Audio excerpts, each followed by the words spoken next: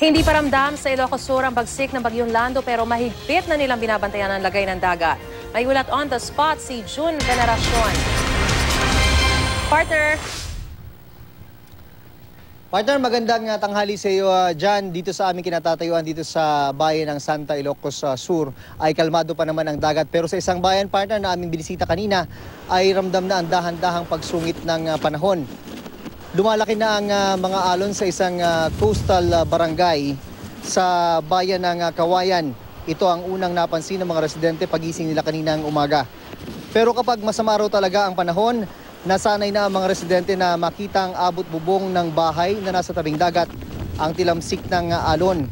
Ang maganda raw sa ngayon, pasalubong sa alon ng hangin kaya maayos pa ang sitwasyon, kaya hindi pa rin kailangang lumikas ng mga residente. At sa pangkahalatan, partner, maayos pa nga ang sitwasyon sa buong probinsya, sabi ng Provincial Disaster Risk Reduction and Management Council.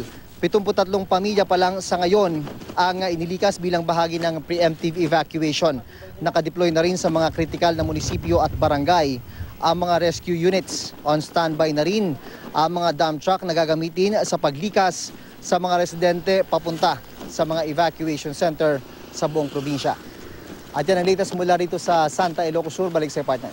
Maraming salamat, partner, at ingat kayo dyan. June Veneracion.